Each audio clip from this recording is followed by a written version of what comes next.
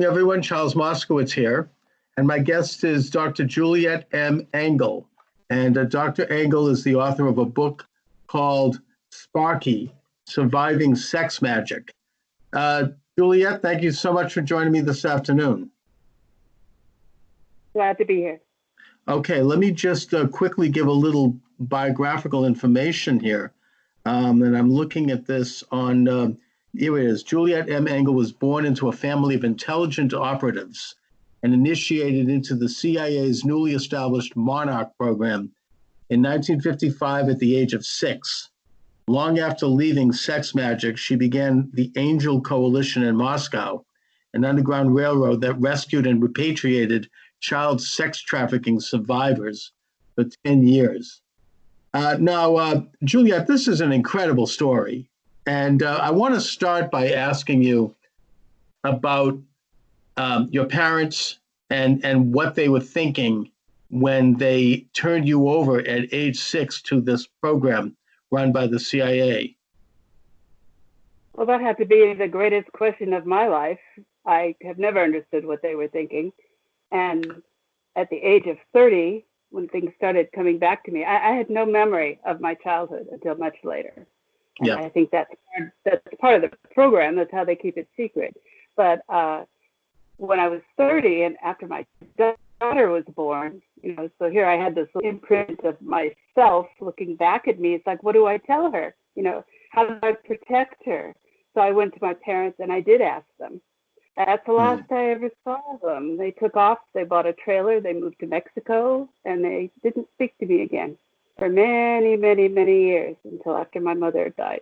I did talk to my father, but it was pointless. So I know they got money for it. As to the rest of it, I think it might be a multi-generational thing, but they remain a mystery to me. So your parents, though, did they work for the CIA? Were they part of this Operation Monarch, or did they just simply do this to their baby, to their child? I mean, just because for money or for some other reason? I think they clearly did work for that organization. I think my mother had been involved in it before I was.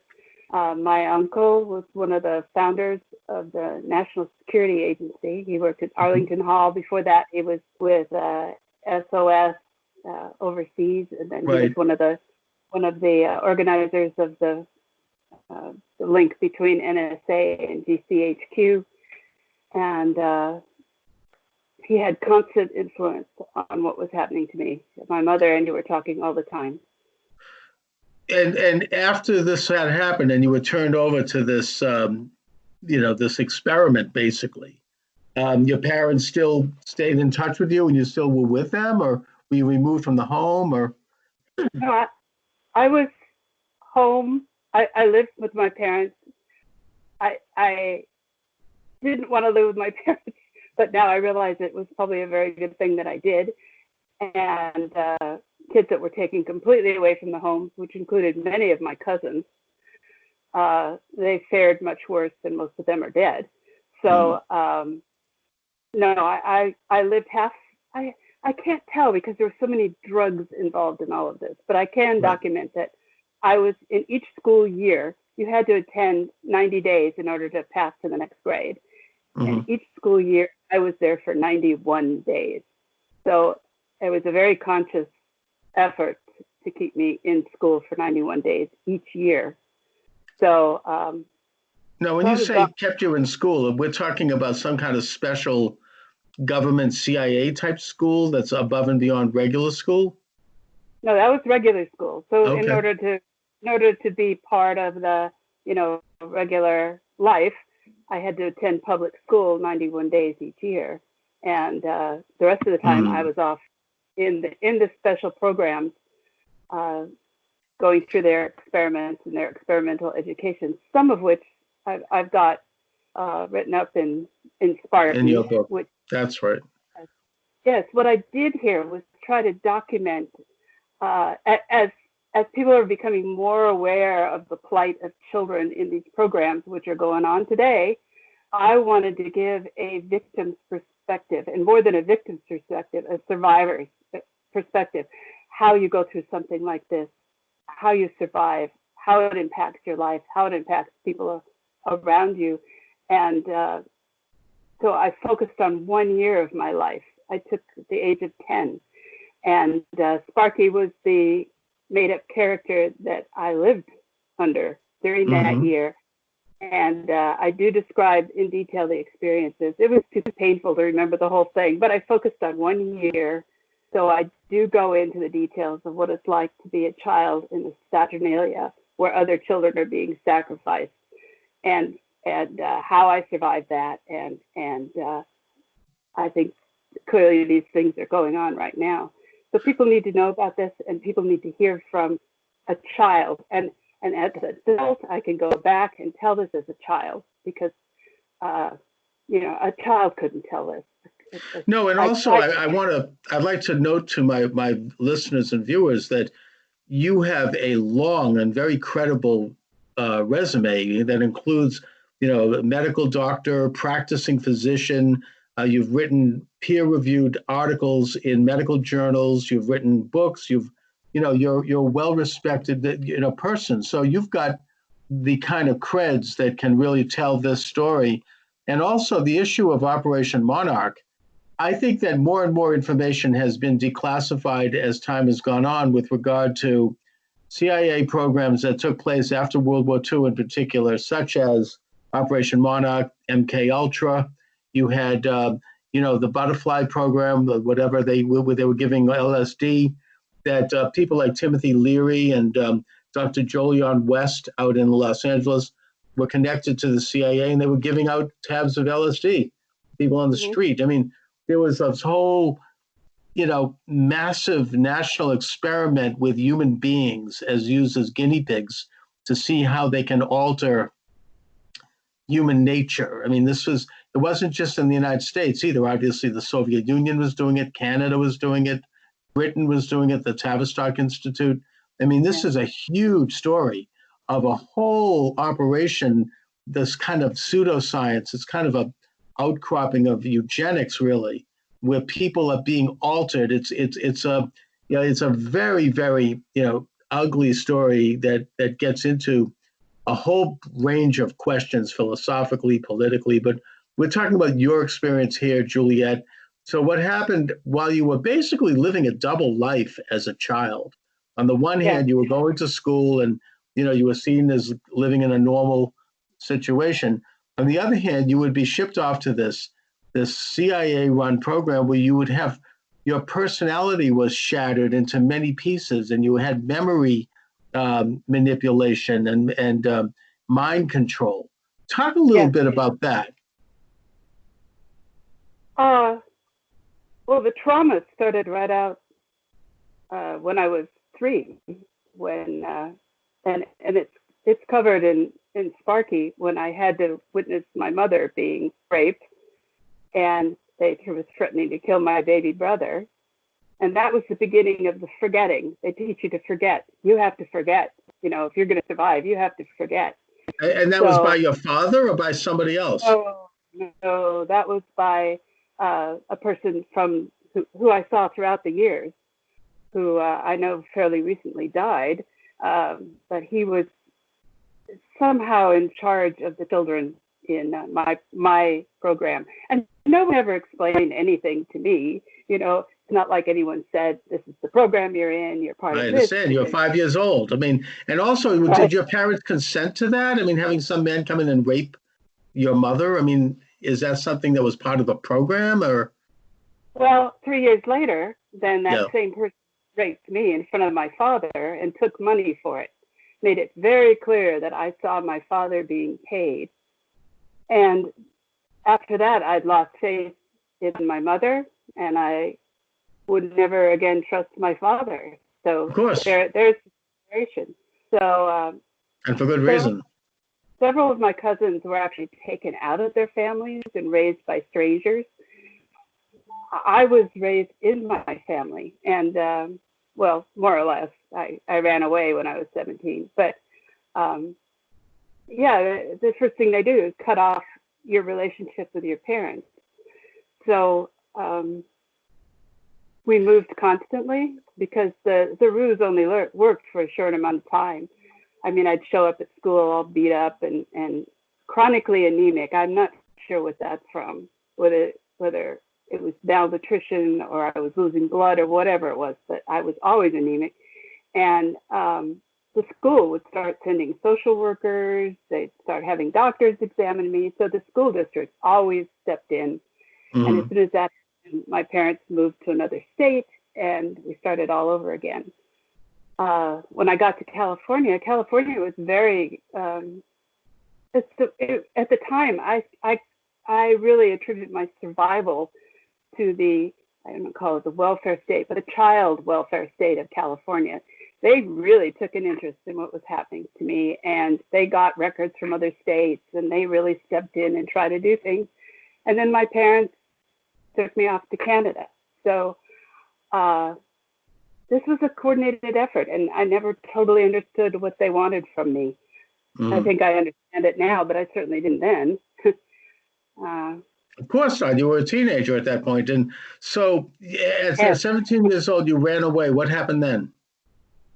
Well, I ran away. I was actually at Murphy Hot Springs, which is outside of Big Sur, Monterey area, out in this barn-like thing where they were having there was a big tie into the music industry. So there was a big rock festival at that time, right? Well, that was more of they had private parties out there for record execs, and they made it very clear that this was all related to Sex Magick. So it was all magic. These were singers like Jim Morrison and John Phillips and his partner when they formed the Journeymen, and people from Loving Spoonful. I mean, they were all singing there. I didn't really know them. I was the pretty girl in the background with lots of hair and a tambourine. Right. And were you like being sexually abused at that time by people? I'm sure, yes. But was the Manson family involved in this at all or not? No, that was before the Manson family. Okay. But Chuck Manson was there. He was always there. He was sort of a AV guy. He was like the guy who carried the instruments. He played a little drum. Right. He was an aspiring musician, exactly. And I think he got Brian Wilson, or not Brian, but Dennis Wilson from the Beach Boys for a while to take him up and let him live in his house, where the Beach Boys produced a single for him, actually. Yeah, he but this was before all of that, long before, but several years before the murders and the Manson family and all that. You would never look at this guy. And I mean, he's the amorphous AV guy. And he was usually in prison. And the summer that I got away from Murphy Hot Springs, he was out on a work release program. So he was toting music instruments around. So yeah, I saw him all the time, but didn't know that he was going to end up doing the kind of crimes. Now, no. My whole intention was looking for a way to escape. And the people came in and out by helicopter, so couldn't go that way. The Murphy Hot Springs that time, now it's some kind of big new age club or something. But then it was just a hot springs and a barn and cornfields that sort of dropped off into the ocean. I think they were cornfields, there were artichokes growing out there. And I got away when my handler came in so high on whatever he was high on and wrecked his car. And I got out. I took his car, but I had to keep him in it because I couldn't get him out, and escaped that way. And of course, it wasn't that simple, but I planned on getting myself up to the University of Washington, and I did. And the only reason I could survive up there was I found all the green stamps in his car. And he'd been selling LSD in Monterey, and I found his money. So then you get to the University of Washington, where you eventually attend college and you get a medical degree. Yep. And it was an incredible success story, given what you went through. But all this time, you didn't really remember who you were because you felt that your name was Sparky McGregor, which I think was one of your personalities. Part of the programming from Operation Monarch was to give you like programmed several personalities. It's kind of like the novel Sybil, which I think is a semi-true story as well. I think actually watching the movie Sybil triggered a lot in me. I hadn't remembered anything, but I watched the film and didn't relate to that exactly. But when she's walking around saying, "How could they do that to me? How could they do that to me?" and she doesn't understand what they've done to her, I started walking around going, "How could they do that to me? How could?" And then I'm like, so I did start asking my parents around that time, and that's about the time they left. But the Sparky McGregor's an identity I left behind when I left. My family was living on the Mexican border when I was 10, and we were the apartment that was closest to Tijuana as you could get. So we were as close to Mexico as any American could be. And so a lot of things happened there on the border. And I think my father was down there observing the border. And Sparky was the character that I became for that year, which was a terrible year, but honestly, it was the best year I had. So it seems like every year you, as you say, you had a different identity and you'd forget the other identities. Yeah, yes. So That's when I was incredible. in college, I used my real name. And later I did confirm that was my real name. I had to go back to Illinois and get my birth certificate and find out what my birthday really was. And I did that. I hired a private detective to find out who I was and confirm that my name is my name and my parents are my which is Juliette Engel, and your parents were named Engel. No. Oh, that's my married name. That's your married name. Okay, so then you got married, had children. You've been a big success, and you've overcome this. Now, Juliette, you are saying that there are a lot of other people who were abused in this manner and are still being abused by this sort of what has been euphemistically called the deep state. I mean, you call it a lot of names, but we're talking about the CIA operation. I think it's Fletcher School of Law and Diplomacy professor Michael Glennon wrote a very good book on this topic. I interviewed him a while back called Double Government. We get into the politics of this and how in 1948, when President Truman established the national security state with all of its branches, there was a lot of concern around that time. In fact, Secretary of the Navy Forrestal opposed it, and he ended up dying under very mysterious circumstances. I get into that in my book, Assassination in America, the speculation.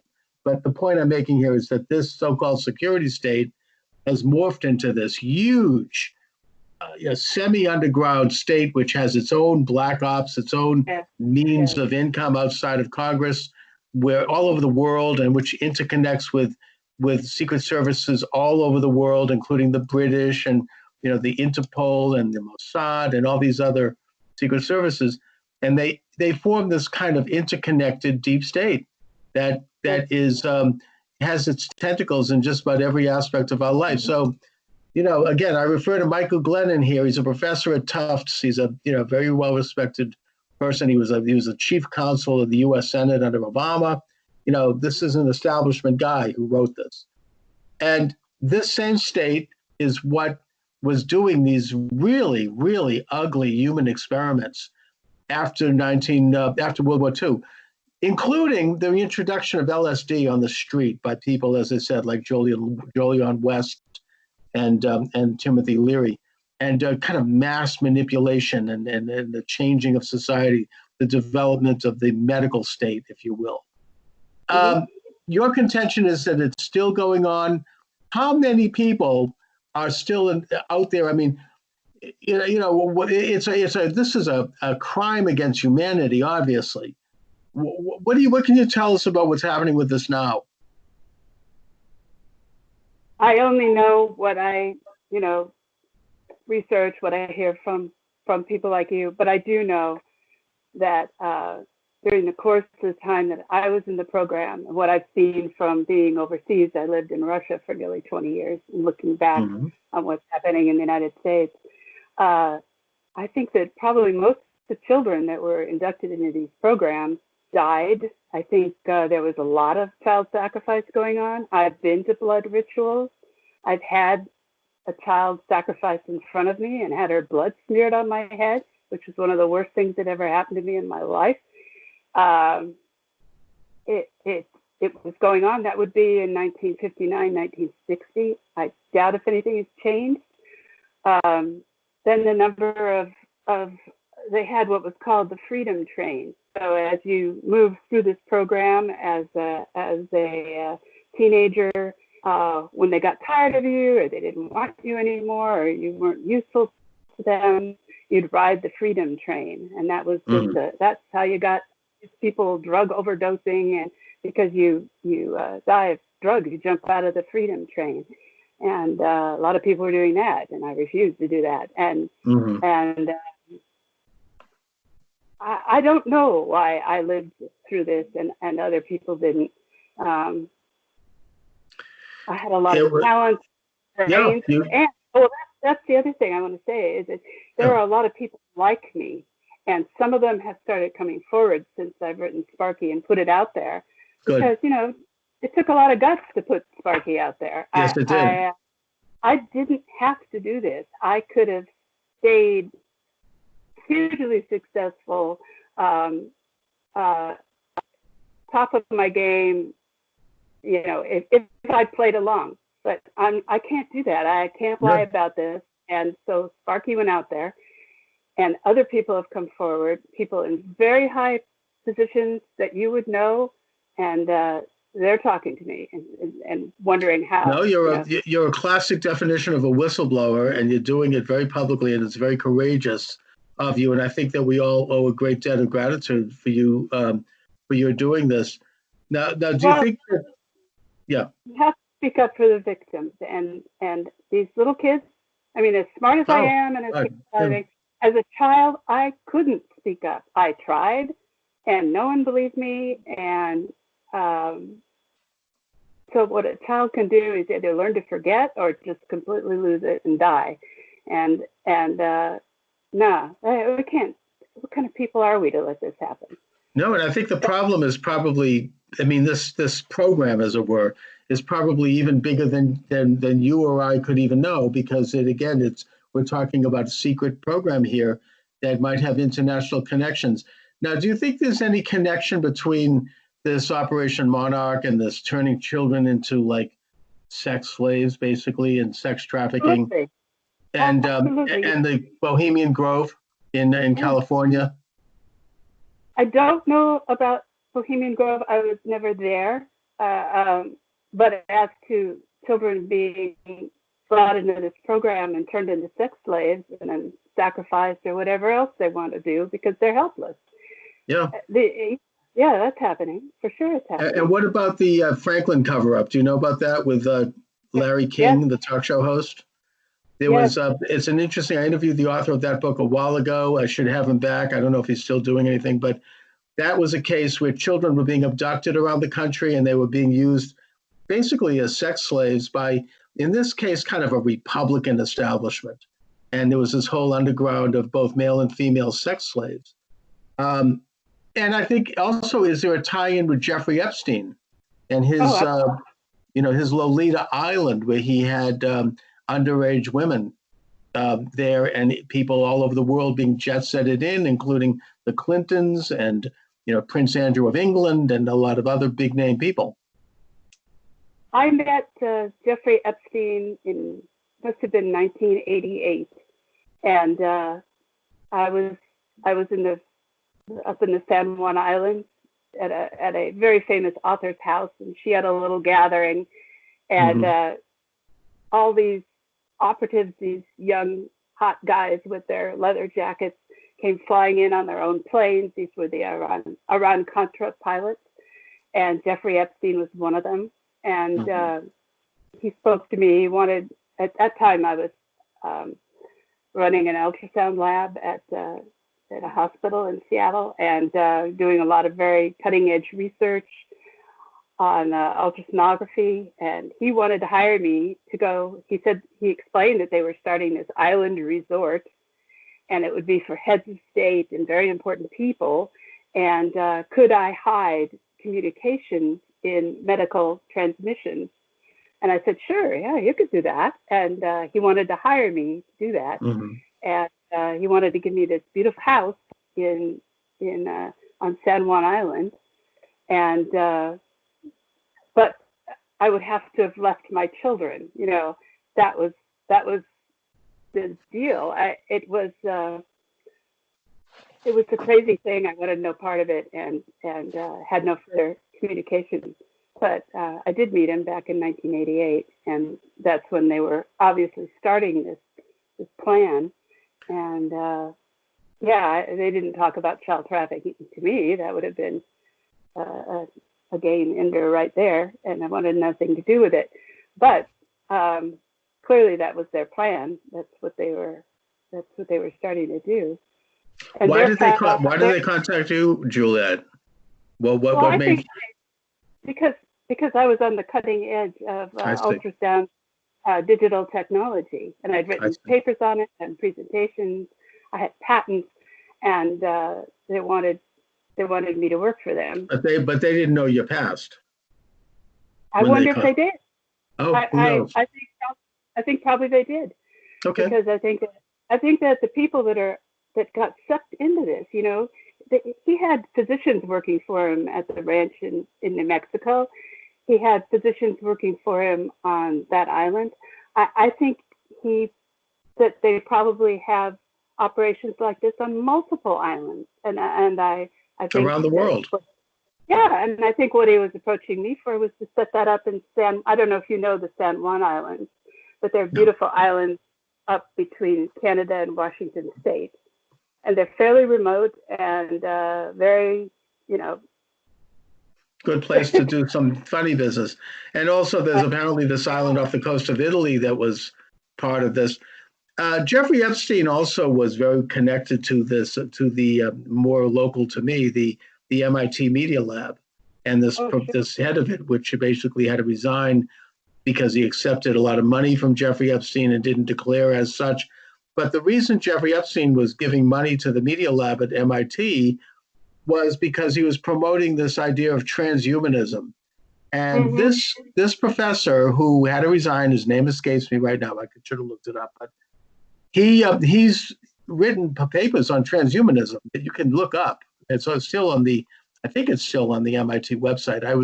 I did this research a while back.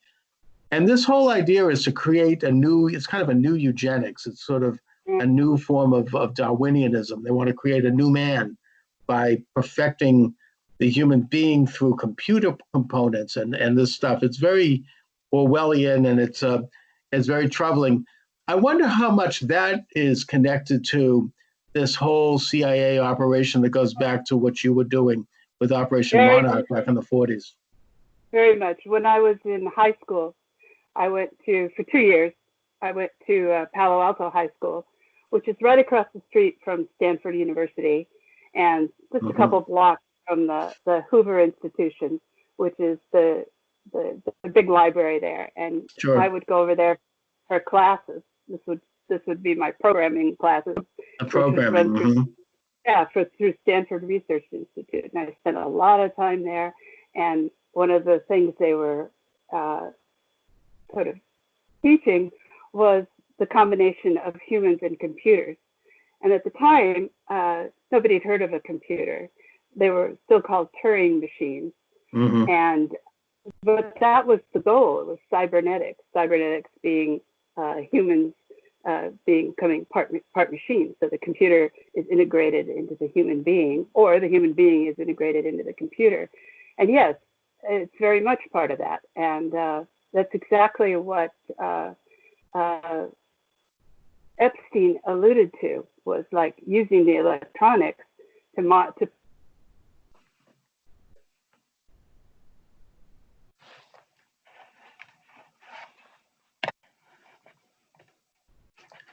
All right. I seem to be having a little bit of a computer freeze here. Maybe maybe somebody has tampered with it. I don't know. Let's see what happens.